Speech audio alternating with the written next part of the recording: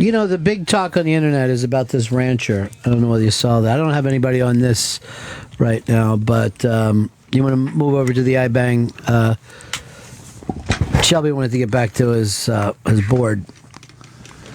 And he's right. I was giving the kid too much leeway by putting Howard over there. Yeah. Shelby runs a tight board, as we saw from that last break. But this rancher's name, I forget his name. Bundy. It's the Bundy Ranch. King Kong Bundy is what his friends call him. But everybody had been trying to help him out and getting behind him, and started right from the beginning. This is a speech that he gave the other day that's just absolutely classic. The Negro. I want to tell you one more thing I know about the Negro. When I go through Las Vegas, North Las Vegas, and I would see these little government houses, and in front of that government house, the door was usually open, and the older people and the kids, and there's always at least a half a dozen people sitting on the porch.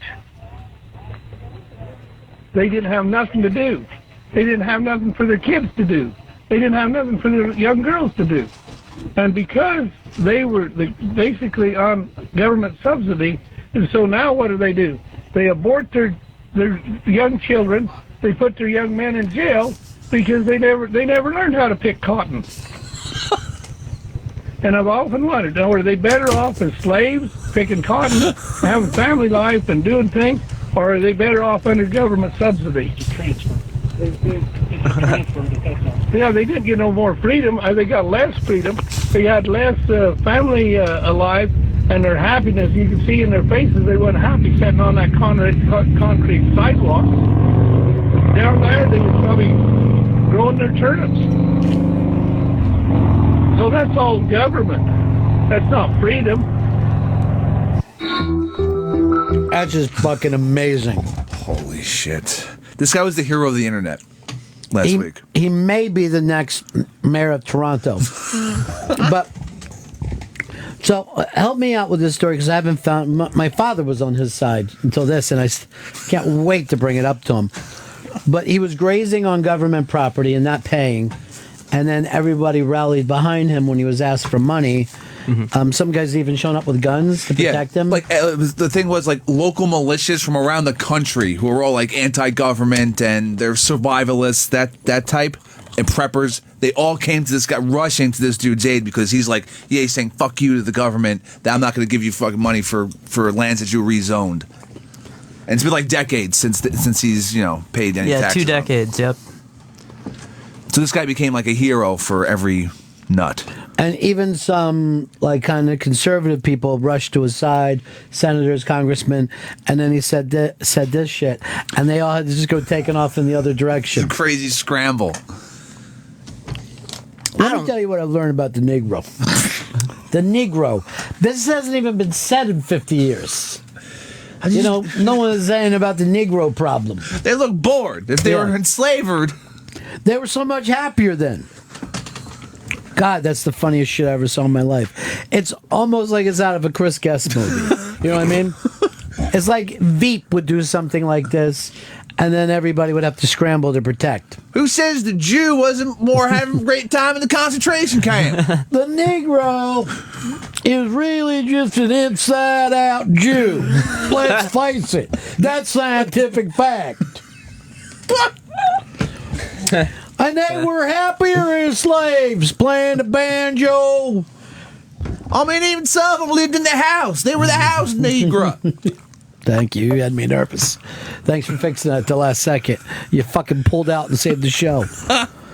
Oh, my God. That's the funniest shit I ever saw in my life. Now, there's no talking to somebody that age either. You know what I mean? Like, he believes what he believes. The guy, fucking Louis, fought the government and won in a standoff.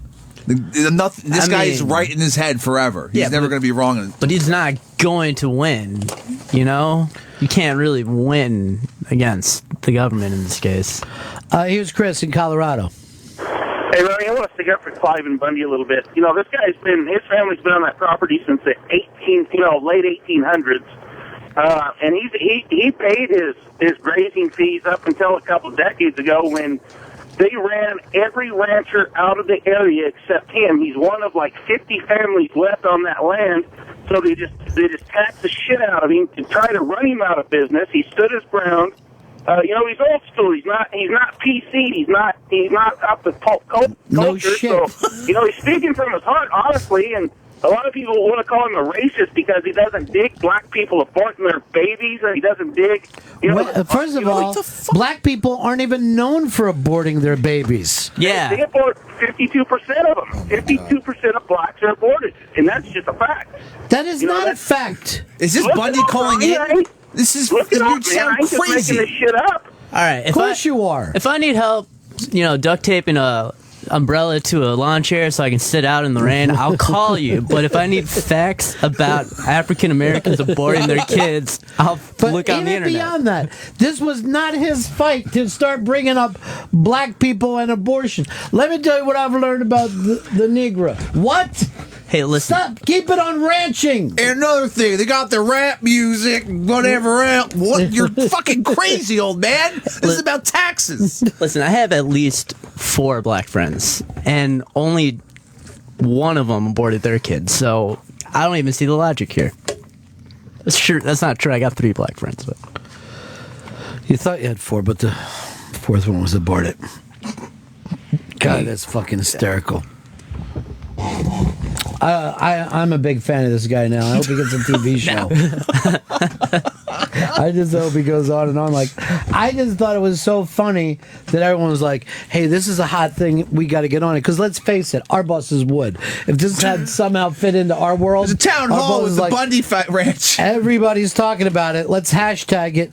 Let's get on it. And then he fucks up and everyone has to scramble out. Whose idea was to get behind this? But we all thought it was a good idea. I'm mad as hell, and I'm not going to take it anymore. Cloud Bundy. I'm mad as hell, and I'm causing most of the problem. Now, if I can have a second to talk about the Chinaman. The Chinaman, little yellow devil that he is, Opium smoker. loves his opium pipe. Now, they're fish eaters. By and large, the Chinaman is a fish eater. Let me take a second to talk about the soulless Jews and the Catholics who want the Pope to take over this country. See, the Catholic is nothing but a Scientologist with a bigger dick. That's what I'm trying to tell you. Now, women's bodies are perfect to make buttermilk. If you let them into the workplace, they'll menstruate all over everything. And they'll bring wolves in. See, wolves pick up on this from their noses. We'll call them land sharks. Can you expound on your curry eaters thought from before? Bros, you're on the Ron and Fez show. Ron, these Republicans keep picking the fucking biggest assholes to champion their causes. Zimmerman was a dick. This dude's a dick. Phil Robertson was a dick. That guy in Minnesota or Michigan that shot them kids in his basement is a dick. They just champion these assholes' causes and fucking stick to it like ridiculous. But you know what?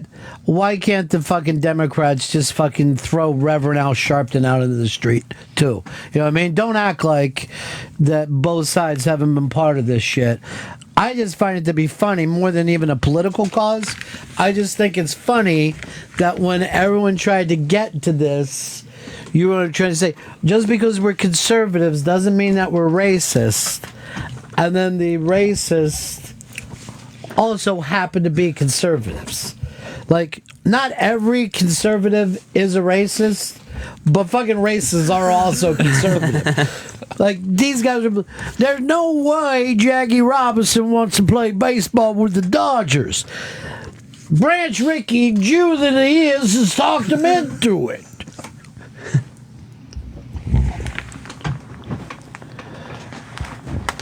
And the fucking funny thing is, he lives in some fucking, valley somewhere.